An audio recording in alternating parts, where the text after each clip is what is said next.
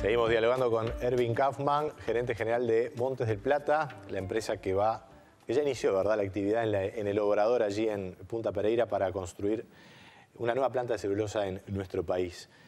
Claramente, Kaufmann, la historia de Montes del Plata es distinta a lo que fue la historia de Botnia o UPM. Y la comparamos porque seguramente buena parte de los televidentes lo hacen, ¿verdad? Aquel proyecto fue básicamente una sola empresa que definió su base forestal, el proyecto de planta de celulosa que iba a hacer. Aquí es distinto, aquí confluye el interés de la chilena Arauco, la nórdica Stora Enso, que además compraron buena parte del patrimonio forestal de ENCE, la empresa española que tenía planteado este proyecto, no exactamente el mismo, pero muy similar, que finalmente no cuajó.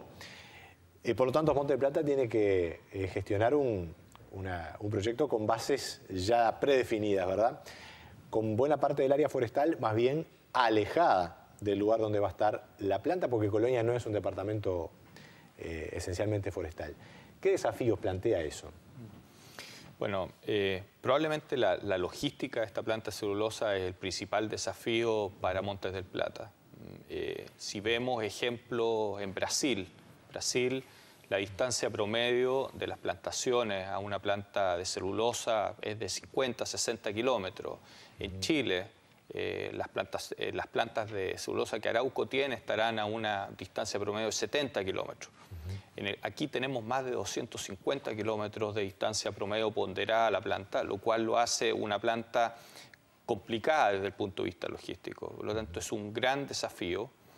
Y ahora, esto se da básicamente por lo que mencionaba. ENCE tenía sus plantaciones en Paysandú, en el norte del país. Después Stora Enso Uruguay lo tenía en la zona de Durano, en el centro. Forestal Conosur, que era Arauco, lo tenía en la zona de Tacuarembó, en Rivera. Entonces, al unir todo esto, probablemente el punto medio para tener una planta de celulosa no era Punta Pereira, sino que eran algunas otras zonas, pero por diversas razones elegimos Punta Pereira, lo cual significa un desafío importante. Ahora, ¿qué estamos haciendo? Bueno, hemos definido que más del 50%... disculpe, sí. Ustedes en un momento incluso plantearon la posibilidad de hacerla en Bopicuá, ¿verdad? Exactamente. En Bopicuá era una... Eso recuerdo que en las semanas previas a que asumiera el presidente Mujica en la actual administración, y eso generó una cierta discusión porque, claro, Mujica estaba intentando desatar el nudo con la Argentina, ¿verdad? De alguna manera la empresa terminó aceptando un lugar que no es el mejor. Desde el punto de vista de las plantaciones, obviamente no es el mejor. Desde el punto de vista de las plantaciones, en Bopicuá habría sido una mejor ubicación, pero tenemos que ser realistas y nosotros somos una empresa, Montes del Plata, una empresa uruguaya que va a producir celulosa en el Uruguay y por lo tanto decidimos irnos de una zona que podría ser compleja, ¿cierto?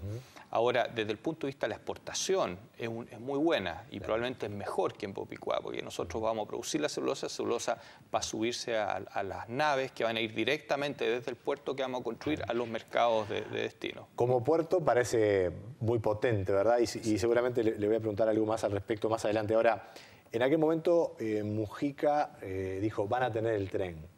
Finalmente eso no ocurrió. El hecho de no tener el tren implica un problema. ¿Se puede instrumentar algo, por lo menos a mediano plazo? El tren, en general, en el mundo se dice que los productos forestales que están más allá de 100 kilómetros de distancia de un punto de consumo se justifican por tren y no por camión. Aquí estamos hablando de 200, 300 kilómetros, por lo tanto el tren sería de gran ayuda. Ahora, el problema es que la inversión inicial para poder tener las trochas de tren en distintas orientaciones, porque no es que haya una sola línea que nos sirva, sino que vienen de distintos lugares en el país y tienen que unirse a una trocha que además se una con la planta, porque cada vez que uno sube mercadería o baja mercadería aumenta el costo logístico. Por lo tanto, yo lo veo como algo complejo, muy deseable, pero que no puede ser financiado por una sola empresa. Es decir, aquí tendría que haber toda una industria, no solamente forestal, industria de granos, industria de carne, todas las industrias exportadoras que movieran sus productos a través de trenes y que justificaran una gran inversión. Lo vemos como algo muy positivo, que ojalá se dé en el futuro y obviamente que lo vamos a apoyar en la medida que sea rentable. Usted nos había expresado hace algunos meses que el proyecto prevé que el 50% de la madera provenga desde Bopicuá por agua hasta la planta. ¿Eso se mantiene como una idea? Eso se mantiene. Nosotros vamos a empezar el próximo año las obras en el puerto en Bopicuá para mejorarlo, porque de ahí va a salir una cantidad muy grande, de más de 2 millones de metros cúbicos anuales, que van a ser rolos, que van a ser subidos a barcazas, y esas barcazas van a llegar a Punta Pereira. Punta Pereira las vamos a bajar, esos rolos se van a chipear y van a alimentar a la planta celulosa. ¿Ya está definido quién va a trabajar en esas barcazas? ¿Alguna empresa asociada? Sí, nosotros hicimos una licitación y la empresa Shandy, uruguaya Shandy, fue aquella empresa que se adjudicó la logística de las barcazas. Porque allí había habido unas demandas en Paysandú y de algunos sindicatos de que se debería también allí exigir componente nacional en la construcción de esas barcazas. ¿Cómo los tienen planteado eso? Sí, a ver, las barcazas se van a construir 4 barcazas y Shandy, la empresa uruguaya, va a tener que producirlas, mandarlas a construir. Y hay alternativas en todo el mundo para la construcción.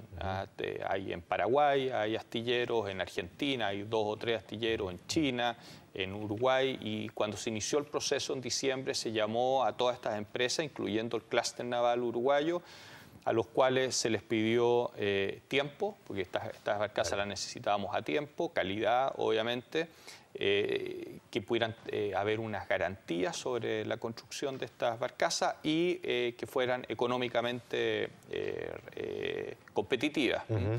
Y en eso estamos negociando y en la medida que las barcazas que se puedan producir acá cumplan con esos requisitos, podremos mandarlas a hacer acá. Shandy las podrá mandar a hacer en el Uruguay. Y eso está todavía en definición, digamos. Está en definición, correcto. Da la sensación de que la voluntad de incorporar componente nacional siempre choca con un cierto sobrecosto, ¿es así?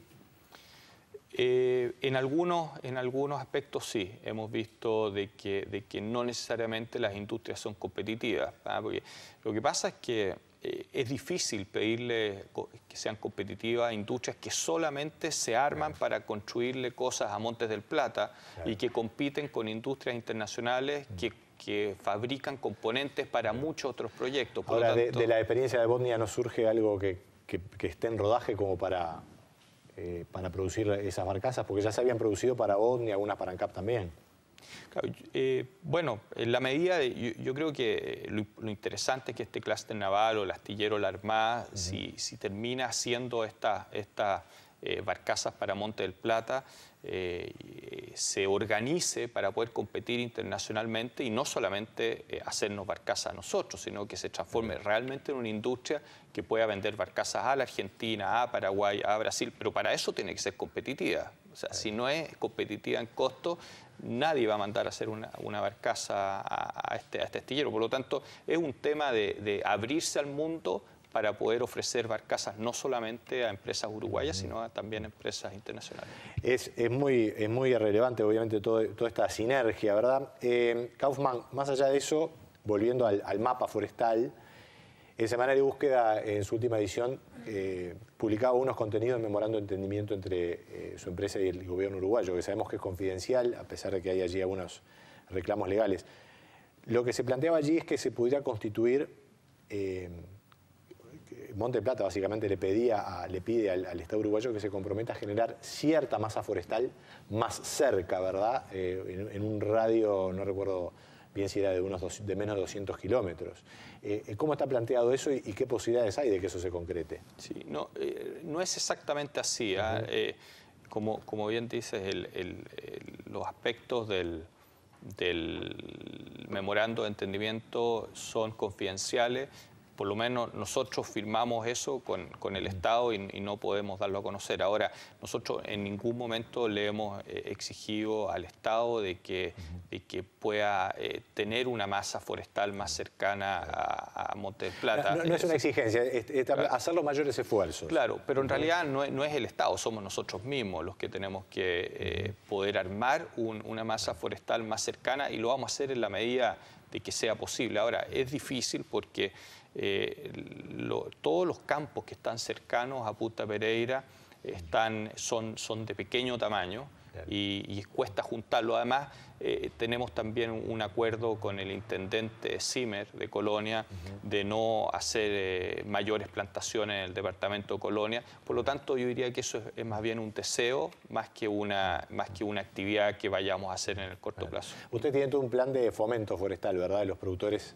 no necesariamente tienen que vender la tierra, pueden plantar montes y hacer contratos con Monte de Plata. Sí, eso creo que es algo muy interesante porque vemos que existe mucha concentración en actividades en el campo, es decir, o tienen ganadería o tienen agricultura, y la verdad es que la forestación convive muy bien con la ganadería, con la agricultura. Son distintos tipos de suelo en distintas zonas, por lo tanto un agricultor puede diversificar su fuente de ingresos teniendo también forestación, y lo estamos haciendo lo más masivamente que podamos. Nuestro interés no es seguir comprando tierra, ojalá todo el aumento de masa forestal venga con acuerdos con terceros y no con tierras propias.